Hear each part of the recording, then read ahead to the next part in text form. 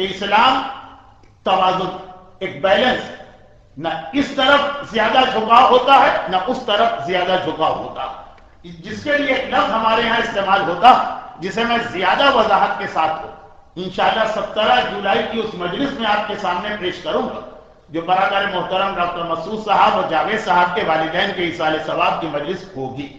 وہ لفظ ہے پل صراط، جو پل صراط کا لفظ اسلامی ٹرمینالوجی میں آیا وہ خالی قیامت کا پل صراط نہیں ہے، اس دنیا کا بھی پل صراط، اور وہ پل صراط کا مفہوم یہی ہے کہ بالکل اتنے بیلنس انداز سے چلو کہ نہ ادھر گرنے پاؤ نہ ادھر گرنے پاؤ۔ عورت اور مرد کے حوالے سے پوری آپ دنیا کی تاریخ دیکھ ڈالیں، آپ کو ہر دور کے اندر یہی نظر آئے گا کہ دنیا نے عورت کو اس کا اپنا اسٹیٹس یا اس کی اپنی عزت یا اس کی اپنی عظمت یا جو اس کا اپنا مقام ہے وہ کبھی نہیں دیا۔ وہ زمانہ کہ عورت کنیز سمجھی جاتی تھی، عورت داسی کہلاتی تھی، عورت جانور کی طرح سے تقسیم کی جاتی تھی، اور آج کا زمانہ کہ جس میں عورت صرف اور صرف ایک سیکچول آبجیکٹ بن کے رہتی ہے، نہ وہ عورت کی عزت تھی نہ یہ عورت کا احترام۔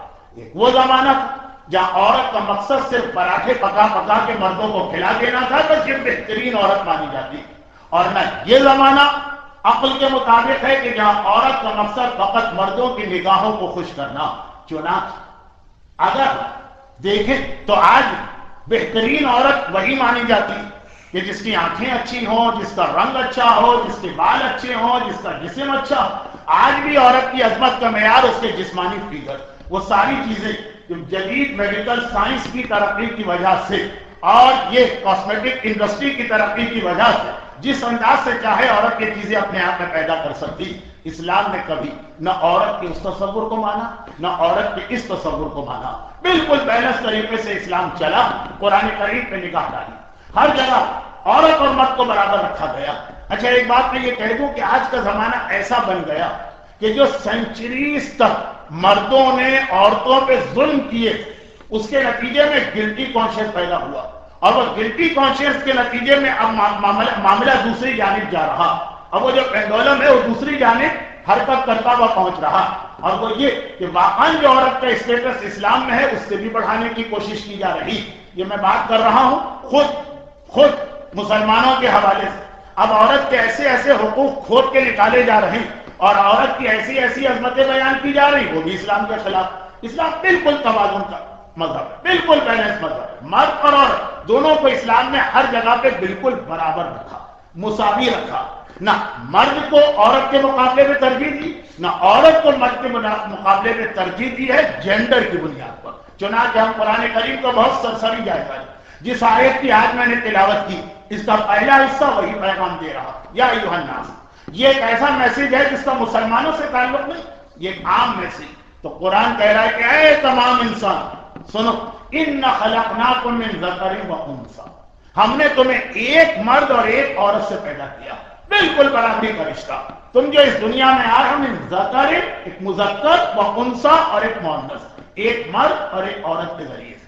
اور اس کے بعد پھر جہاں پہ رتبے کی بات ہو رہی وہاں پہلے تو قرآن یہ بتا رہا ہے کہ عورت اور مرد میں کوئی فرق نہیں۔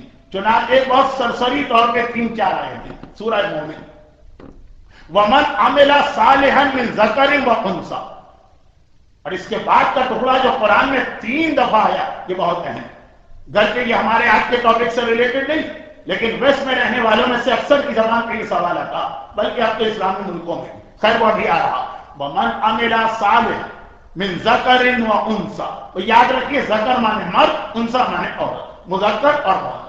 وَمَنْ عَمِلَ صَالِحًا مِنْ ذَكَرٍ وَأُنثىٰ، جو نیک کام کرے گا چاہے وہ مرد ہو چاہے وہ عورت ہو، البتہ یہ ایک شرط قرآن آگے بتا رہا، وَهُوَ مُؤْمِنٌ، البتہ عقیدہ اس کا صحیح ہونا چاہیے، أُولَٰئِكَ يَدْخُلُونَ الْجَنَّةَ وَيُرْزَقُونَ بِغَيْرِ حِسَاب، اللہ مرد ہو کہ عورت دونوں کو جنت میں داخل کرے گا، شرط یہ ہے کہ مومن۔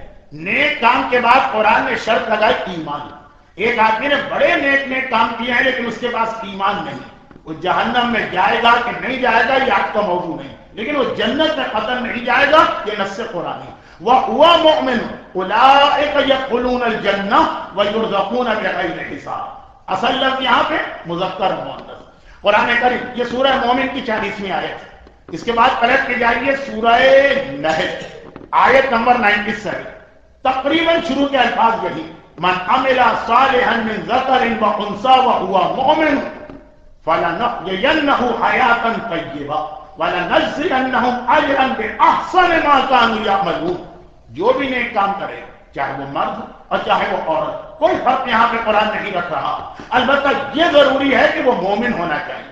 مومن ہونے کے بعد جو نیک کام کرے ہم اسے اس دنیا میں ایک پاکیزہ زندگی عطا کریں گے، اور مرنے کے بعد جتنا اس نے نیک کام کیا بے احسن ما کان یعمل، اس سے بہتر ہم اس کو اجر دیں گے. اجر ایسا نہیں ملے کہ جتنا نیک کام کیا ہے اللہ اتنا ریوارڈ دے گا. بے احسن ما کان یعمل، اس سے بہتر طریقے سے اسے اجر ملے گا. لیکن کیونکہ موضوع اس وقت اجر نہیں، صرف یہ دکھانا کہ قرآن کی نگاہ نیکی کے اعتبار سے، عمل کے اعتبار سے، جنت میں داخلے کے اعتبار سے مرد اور عورت میں کہیں کوئی فرق نہیں. سورہ آل عمران آیت نمبر 195 وَمَنْ يَعْمَلْ مِنَ الصَّالِحَاتِ مِنْ ذَكَرٍ وَأُنثَىٰ وَهُوَ مُؤْمِنٌ. جو بھی نیکیوں کے کام کرتا ہے چاہے مرد ہو چاہے عورت، البتہ یہ ضروری ہے کہ مومن. أُولَٰئِكَ يَدْخُلُونَ الْجَنَّةَ وَلَا يُظْلَمُونَ نَقِيرًا. یہی لوگ جنت میں برابری سے داخل کیے جائیں گے اور ان کے جو کے دانے کے برابر میں کوئی ظلم نہیں ہوگا. سورہ نساء. غرض یہ کہ پورا قرآن ان لا عزیز اجر عمل عامل منکم من ذکر و انثى، تمہارا پروردگار یہ اعلان کرتا کہ مرد ہو کے عورت جو بھی نیک کام کرتا ہے کسی کا اجر میں ضائع نہیں کرتا ہوں. اور پھر سورہ احزاب میں قرآن نے اس بات کو بالکل واضح طور پہ بتا دیا. آیت تطہیر کے بعد ایک آیت اور اس کے بعد کیا آیت آ رہی ہے جہاں اللہ یہ بیان کر رہا کہ اجر کسے ملے گا، مغفرت کسے ملے گی، اللہ کس سے پاگی. جو آیت تفسیر سورہ احزاب میں آئی 22ویں پارے کا پہلا صفحہ، 22ویں پارے کا پہلا صفحہ وہ ہے جس پہ آیت تفسیر، اور اس کے بعد ایک آیت آئی ہے جو ازواج نبی سے خطاب کر رہی. ترتیب یہ بنی کہ پہلے اہل بیت سے خطاب ہوا طہارت کا اعلان، اس کے بعد ازواج نبی سے خطاب ہوا، اور اس کے بعد اب عام مسلمانوں کو ایک پیغام دیا گیا. پیغام یہ ہے کہ اعد اللہ لہم مغفرۃ واجرا کبیرا. اللہ کچھ لوگوں کے لیے مغفرت اور اجر کبیر، بڑا اجر مقرر کیا. اب وہ کون لوگ؟ آیت کہہ رہی ان المسلمین والمسلمات والمؤمنین والمؤمنات والقانتین والقانتات. دیکھیں اتنی عربی تو آپ حضرات کے علم اردو کی وجہ سے ہے نا کہ مومنین اور مومنات کا کیا مطلب، وہ وہی دو لفظ استعمال ہو رہے ہیں. ان المسلمین والمسلمات والمؤمنین والمؤمنات والقانتین والقانتات والصادقین والصادقات والصائمین والصائمات والصابرین والصابرات والخاشعین والخاشعات والمتصدقین والمتصدقات والذاکرین اللہ ذکرا کثیرا والذاکرات والحافظین لفروجہم والحافظات اعد اللہ لہم مغفرۃ واجرا کریما. اللہ جب اعلان کر رہا ہے اجر کبیر و مغفرت کا، کس کے لیے؟ کا مسلمان مرد ہو یا مسلمان عورت ہو. والمؤمنین والمؤمنات، ایمان لانے والا مرد ہو یا ایمان لانے والی عورت ہو. والقانتین والقانتات، اللہ کی فرما برداری کرنے والا مرد ہو یا اطاعت و فرما برداری کرنے والی عورت ہو. والصادقین والصادقات، سچ بولنے والا مرد ہو یا سچ بولنے والی عورت ہو. والخاشعین والخاشعات، اور ہمبل عاجز جھک کے زندگی گزارنے والا مرد ہو یا عورت ہو. والصائمین والصائمات، روزہ رکھنے والا مرد ہو یا روزہ رکھنے والی عورت ہو. والمتصدقین والمتصدقات، راہ خدا میں صدقہ دینے والا مرد ہو یا صدقہ دینے والی عورت ہو. والذاکرین اللہ کثیرا والذاکرات، ذکر خدا کرنے والا مرد ہو یا عورت ہو. والحافظین لفروجہم والحافظات، اپنے آپ کو حرام کاری سے بچانے والا مرد ہو یا حرام کاری سے بچانے والی عورت ہو. اللہ نے ان سب کے لیے مغفرت اور اجر کریم کا اعلان کیا ہے. لیکن خصوصیت اس آیت کی یہ ہے کہ مرد اور عورت بالکل برابری کے انداز سے آگے چلائے جا رہے ہیں. جو نیک کام کرتا ہے، جو اچھی عمل کو انجام دیتا ہے، مردوں کی عورت، بہت ساری چیزیں آج سن 2005 میں آپ کی سمجھ میں اس لیے نہیں آئی کہ آپ کو 100 سال پہلے تک کے حالات نہیں پتا تھے کہ اسی ویسٹرن ورلڈ کے اندر دنیا کے شاید 2 یا 3 ملک تھے 100 سال پہلے. 2005 ہے، آج چاہیے 1905 میں شاید 2 ملک تھے، بلکہ 2 بھی نہیں تھے جس میں عورت کو ووٹ دینے کا رائٹ تھا. کہا جاتا ہے یہ فقط مردوں کا حق ہے، عورتوں کا اس سے کوئی تعلق نہیں. 1400 سال پہلے. اور یہاں پر ضمنی طور پر ایک بات بیان کرتے ہوئے پھر اصل موضوع پہ آ جاؤں، اور وہ ضمنی بات بیان کرتے وقت ایک چیز اور یاد رکھیے، یہ آپ کے آگے بہت کام آئے گی، اور وہ یہ کہ اسلامی دنیا اہل بیت کا دامن چھوڑنے کی وجہ سے اسرائیلیات کا ایک بہت بڑا حصہ گیا. اہل بیت کا دامن چھوڑنے کی وجہ سے اسرائیلیات داخل ہو گئے. یہ ٹرم بہت مشہور ٹرم، اگر کہ آپ حضرات کے چہرے بتا رہے ہیں کہ آدھے لوگ شاید اس کو سمجھے بھی نہیں. اسرائیلیات یہ تو خیر برادران اہل سنت کے یہاں بہت بڑا مسئلہ، ہمارے یہاں تو یہ مسئلہ پیدا ہی نہ ہو پایا، کیونکہ آپ نے وجہ سنی کہ اسرائیلیات ہمارے پاس یعنی مسلمانوں کے پاس آئی سی کہ اہل بیت کو چھوڑ دیا. اسرائیلیات کیا؟ اسرائیلیات یہ ہے کہ قرآن کریم خصوصیت کے ساتھ پہلے کے انبیاء کے جو واقعات بیان کیے تو بہت قرآن ٹو دا پوائنٹ بات کرتا، بہت ہی شارٹ بات کرتا، جو میسج دینا ہے ویسی بات کی اور قرآن آگے بڑھ گیا. لیکن اب عام مسلمانوں کو ذرا تجسس ہوا کہ ذرا اس چیز کی تفصیل تو معلوم کی جائے، جس کی میں 1-2 مثالیں اکثر دیتا رہتا ہوں. وقت کم ہے کیونکہ کل ورکنگ ڈے ہے تو بہت مختصر کہوں کہ مثلا بہت ہی مشہور بات، کیونکہ آج یہیں سے بات شروع کرنا ہے، اس لیے بہت ہی مختصر بات. حضرت آدم اور حوا کا جنت کا واقعہ. جنت کا واقعہ. اب آدم اور حوا نے ایک حکم خدا کی بظاہر مخالفت کی. وہ کیا تھا، اس کی تفصیل کیا تھی، وہ گندم کا دانہ تھا کہ وہ سیب کا درخت تھا کہ وہ علوم تھے کہ وہ رتبہ اہل بیت کا، قرآن کسی تفصیل میں نہیں ہے. کہا کہ ہم نے ان کو ایک حکم دیا وَلَمْ نَزِدْ لَهُ عَزْمًا، ہم نے آدم کو اپنے ارادے میں پکا نہ پڑے. وہ قرآن میں اتنا کہا اور آگے بڑھ گئے. لیکن اب یہ تفصیلات شروع ہوئی اور خصوصیت کے ساتھ جب وہ لفظ آ گئے کہ آدم اور حوا جنت میں تھے تو جنت میں شیطان آیا کیسے. اب یہ ساری چیز مسلمانوں کے پاس اس کا کوئی جواب نہیں. ایک بہت ہی آسان راستہ تھا کہ جا کے آل محمد سے پوچھ، وہ جانا نہیں چاہتے، آل محمد سے تو رابطہ کرنا ہی نہیں. تو اب کیا کریں؟ سوال ذہن میں پیدا ہو رہا ہے، لوگ پوچھ رہے ہیں، بچے دریافت کرتے ہیں، یوتھ یا ینگسٹر کی زبان پہ سوال آتا، جواب نہیں. تو اب یہ لوگ چلے گئے بنی اسرائیل کی روایتوں کی جانب. عالم اسلام پورا حصہ ایسی روایتوں کا آیا ہے کہ جس کا نہ قرآن سے کوئی تعلق نہ پیغمبر سے کوئی تعلق ہے. وہ بنی اسرائیل کی روایتیں تورات سے نکالی گئی، انجیل سے نکالی گئی اور اسلام میں اس کو فٹ کر دیا گیا.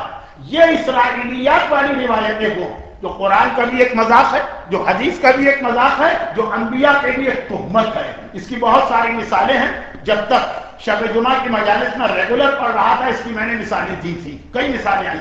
تو یہ اسرائیلیات اس طرح سے ہمارے مذہب میں داخل ہو گئی کہ اب آل محمد کے ماننے والے جن کی زیادہ تر معلومات ادھر ادھر سے سنی سنائی باتیں ہوتی، ہم سنی ہوئی بات کو تو کبھی مانتے ہی نہیں تھے، ہم شیعہ تھے، سنی ہوئی بات والے نہیں تھے. لیکن اب ہمارے یہاں بھی یہ ہو گیا کہ چونکہ نہ پڑھنے کا وقت ہے اور نہ ہی مجالس کے اندر زیادہ موضوعات کور ہوتے تو وہ ادھر کی باتیں ادھر آ گئی. اسی میں حضرت آدم اور حضرت حوا کا واقعہ ہے.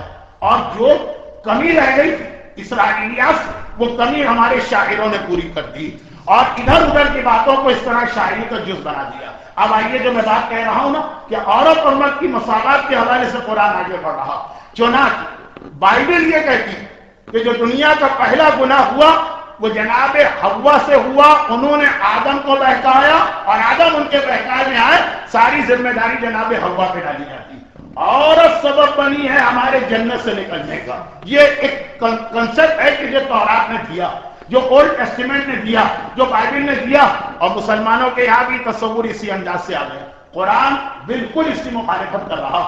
قرآن میں حضرت آدم کا واقعہ 5 جگہ پہ آیا. 5 میں سے 2 جگہ پہ قرآن تفصیل میں نہیں گیا، 3 جگہ تفصیل میں گیا. تو ان 3 میں سے جو پہلی 2 آیتیں برابر سے لفظ استعمال ہو رہا آدم اور حوا برابر سے. فَأَزَلَّهُمَا الشَّيْطَانُ عَنْهَا. یہ تو یاد ہوگا پہلے پارے کی آیت ہے. مومن جب جوش میں قرآن اٹھاتا ہے کم از کم پہلا پارا پڑھ لیتا. فَأَزَلَّهُمَا الشَّيْطَانُ عَنْهَا. ہما شیطان نے ان دونوں کو جنت سے نکالنا چاہا.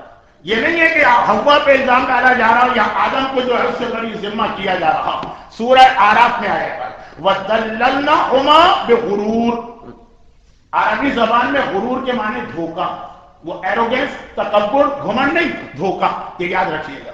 شیطان نے دھوکے کے ذریعے سے ان کو درخت کے قریب کیا، دونوں لفظ آ رہا ہے دونوں، لیکن سورہ طٰہٰ میں قرآن ذرا تفصیل میں گیا، اور جب تفصیل میں گیا تو یاد رکھیے گا یہ سورہ طٰہٰ ہے جہاں پہ قرآن نے اس پورے واقعے کی ذمہ داری صرف حضرت آدم پہ ڈالی، جناب حوا کا تذکرہ بھی نہیں کیا۔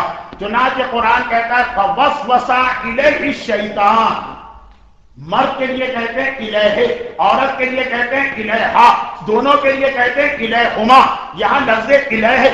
آدم کے ذریعے شیطان نے وسوسہ پیدا کیا، جناب حوا کا تذکرہ بھی نہیں۔ چنانچہ اسی سورہ طٰہٰ میں اس کے 2 آیتوں کے بعد فَعَصَىٰ آدَمُ رَبَّهُ، بس آدم نے اپنے رب کی نافرمانی کی، جناب حوا کا کوئی تذکرہ یہاں پہ نہیں آ رہا ہے، صرف آدم کا تذکرہ آ رہا۔ تو قرآن کو آپ دیکھیے تو پہلے تو شیطان کے حوالے سے بات ہے کہ شیطان نے دونوں کو بہکانا چاہا۔ بائبل کہتی ہے کہ شیطان نے حوا کو بہکایا، حوا نے آدم کو بہکایا اور جنت سے نکلے۔ قرآن کہتا ہے یہ تو بالکل غلط، شیطان نے دونوں کو بہکانا چاہا، اور اس کے بعد پھر قرآن زیادہ ذمہ داری اس واقعے کی حضرت آدم پہ ڈالتا، گرچہ وہ کوئی گناہ نہیں، نبی تو گناہ کر نہیں سکتا۔ تو قرآن اور بائبل، اسلام اور دنیا کے دیگر تمام مذاہب، اس میں اس فرق کو یاد رکھیے کہ اس واقعے آدم و حوا، جناب حوا کا کوئی قصور قرآن نہیں بتا رہا۔ چنانچہ یہ بھی اسی قرآن میں آگے چل کے ہے، وقت تیزی سے گزرا جا رہا ہے، میں بات مختصر کرتا ہوں۔ جہاں توبہ کا تذکرہ ہو رہا ہے وہ آدم کی توبہ کا تذکرہ، جناب حوا کی توبہ کا تذکرہ نہیں، گرچہ انہوں نے بھی توبہ کی تھی لیکن وہ والی توبہ کی تھی جو قرآن نے ذکر نہیں کیا، کیونکہ وہ واجب توبہ نہیں، انہوں نے کوئی ایسی غلطی ہی نہیں کی، گناہ آدم نے بھی نہیں کیا، لیکن اپنے منصب نبوت کے منافی ایک کام کیا تھا۔ تو اب یہ تو ہوا پہلا مرحلہ جہاں قرآن نے کہا کہ چاہے عام اسٹینڈرڈ سے دیکھو عورت اور مرد برابر، اور چاہے مذہبی حوالے سے دیکھو سارے اہل کتاب آدم اور حوا کے واقعے کو مانتے، وہاں اسلام کی نگاہ میں عورت کسی اعتبار سے بھی مرد سے حقیر نہیں ہے، مرد سے کم نہیں ہے، اور وہ دانہ گندم یا سیب یا درخت کی کوئی ذمہ داری عورت پہ نہیں آتی۔ اب آئیے اگلا مرحلہ، اور یہاں سے میری بات شروع ہوگی۔ اگلا مرحلہ یہ کہ جب یہ دونوں برابر ہو تو سوال یہ پیدا ہوتا کہ پھر عظیم کسے کہیں گے، عظمت کسے قرآن عطا کر رہا؟ جینڈر کی بنیاد پر، عورت اور مرد کی بنیاد پہ تو کوئی عظمت نہیں، پھر عظمت کا معیار کیا؟ قرآن کریم نے ایک بات تو ان 3 آیتوں میں کہی جو آپ نے سنی، مومن عقیدہ صحیح ہونا چاہیے، اور پھر ایک اصول دے رہا ہے قرآن جو آج کی پہلی مجلس کی پہلی آیت تھی، اور انشاءاللہ 3 دن اس کی اور تلاوت کی جائے گی، اور اس میں ایک بہت ہی اہم پیغام، میں بعض وجوہات کی بنا پہ وہ والا پیغام ذرا سا دبے الفاظ میں دوں گا، اس کو کھل کے نہیں بیان کروں گا اس لیے کہ کوئی نئی بحث نہ شروع ہو جائے۔ قرآن کہتا سنو یا ایھا الناس انا خلقناکم من ذکر و انثی، ہم نے تمہیں ایک مرد اور ایک عورت سے پیدا کیا، اس اعتبار سے مرد اور عورت دونوں کا رول بالکل برابر، وجعلناکم شعوبا وقبائل لتعارفوا۔ اب اگر تم مختلف قوموں میں، مختلف قبیلوں میں، مختلف نسلوں میں، مختلف برادریوں میں ذات اور پات کے حوالے سے، سرنیم کے حوالے سے مختلف حصوں میں تقسیم ہو، تو اس لیے نہیں کہ یہ اس سے افضل، وہ اس سے بہتر، یہ تو ہم نے صرف اس لیے کیا لتعارفوا، تاکہ دنیا کے 6 ارب انسان ایک دوسرے کو پہچان سکیں۔ پہچان کے لیے ہم نے قومیں بنائی، پہچان کے لیے ہم نے قبیلے بنائے، پہچان کے لیے ہم نے خاندانی سلسلے بنائے، پہچان کے لیے ہم نے فیملی ٹری بنایا ہے، افضلیت اور فضیلت کے لیے نہیں۔ چنانچہ کسی قوم کو کسی بھی افضلیت حاصل نہیں۔ پھر افضلیت کب ملتی ہے؟ ان اکرمکم عند اللہ اتقاکم، اللہ کے نزدیک صاحب عزت وہی ہے جو صاحب تقویٰ ہے، جس کا عمل جتنا بہتر ہے اللہ کی نگاہ میں وہ اتنا ہی مکرم ہے، اتنا ہی عظیم ہے، اتنا ہی صاحب عزت ہے۔ چنانچہ مولا متقیان کا خطبہ، چوتھے امام کا خطبہ، اور ہمارے 8ویں امام علی بن موسیٰ رضا علیہ السلام کا براہ راست اپنے چھوٹے بھائی زید النار سے براہ راست ایک مکالمہ، یہ جملہ وہ جو مولا نے پہلی مرتبہ ارشاد فرمایا اور عید کے خطبے میں ارشاد فرمایا۔ مولا کے وہ خطبات کا مجموعہ ہے، اس میں عید کا خطبہ پڑھیے، اور یہ وہ جملہ ہے جو اس کے بعد چوتھے امام ایک اور محفل میں دہرایا، اور پھر 8ویں امام تیسری مرتبہ سادات کرام کی ایک محفل میں یہ جملہ اپنے چھوٹے بھائی کو مخاطب کر کے بیان کیا، جن چھوٹے بھائی کا نام زید تھا، لیکن وہ اتنے خوبصورت اور سرخ و سفید چہرے کے تھے کہ زید النار کہلاتے تھے۔ اب وہ چھوٹا بھائی، اور وہ پورا واقعہ تو آپ شہید مرتضیٰ مطہری کی کتاب سچی کہانیوں کے جلد 2 میں پڑھ لیجیے گا، لیکن اس کا خلاصہ ایمان میں فرماتے ہیں کہ تم یہ دعویٰ کر رہے کہ چونکہ میں سید ہوں اور میں آل رسول اس لیے میرے اوپر جہنم کی آگ حرام ہے، تمہارا غلط دعویٰ۔ یہ وہ فضیلت جو پروردگار نے صرف زینب کبریٰ اور ام کلثوم کو عطا کی ہے۔ اور سنو ایک بات، چونکہ تم سید ہو اس لیے تمہارے اوپر اسلام کے حوالے سے دوہری ذمہ داری ہے۔ ایک طرف تمہیں خود بھی اپنے پروردگار کی اطاعت کرنا ہے، دوسری طرف اپنے جد پیغمبر اسلام کے نام کو بچانا ہے۔ تمہاری وجہ سے ان کے نام کو یا ان کی عظمت کو یا ان کی عزت کو کوئی بھٹا نہ لگنے پائے۔ کیا تم نے نہیں سنا ہمارے اور تمہارے جد علی ابن ابی طالب یہ کہتے ہیں کہ یاد رکھو اگر کوئی نقطہ حبشی غلام وہ بھی ہمارے صالح انجام دے گا تو وہ جنت میں جائے گا، اور اگر ہماری نسل کا کوئی سید زیادہ بھی پہلے حرام کرے گا تو وہ جہنم کے اندر جائے گا۔ اور جب کوئی سید نیک کام کرتا ہے تو اسے 2 ثواب ملتے ہیں، ایک نیک کام کا، دوسرا اس نے احترام رسالت کو بچایا ہے۔ اور جب کوئی سید پہلے حرام کرتا ہے اسے 2 عذاب ملتے ہیں، ایک اس بات کا کہ اس نے حکم خدا توڑا ہے، اور دوسرا اس بات کا کہ اس نے عظمت رسالت کو نقصان پہنچایا ہے۔ اس کے عمل کی وجہ سے اس کے جد پیغمبر اسلام بدنام ہو رہے۔ اور یہ وہی اصول ہے جو سورہ احزاب میں نص قرآنی میں بھی آیا۔ سورہ احزاب میں بھی یہ لفظ آیا کہ اے نبی کی بیویوں اپنے آپ کو ہم عورتوں جیسا نہ سمجھو، اگر تم بے حجاب باہر نکلو گی تمہیں دوہرا عذاب ملے گا، ایک گناہ کا اور ایک تمہاری وجہ سے پیغمبر کی توہین ہو رہی ہے۔ تو قرآن کریم بتا رہا کہ معیار عظمت کا موضوع کیا ہے؟ عظیم عورت۔ معیار عظمت پروردگار کی نگاہ میں صرف 2 چیزیں، ایمان صحیح ہونا چاہیے وہ ہوا مومن، اور اتقاکم ان اکرمکم عند اللہ اتقاکم، جو تم میں زیادہ صاحب تقوی ہے۔ رحمتک یا ارحم الراحمین وصلی اللہ علی محمد وآلہ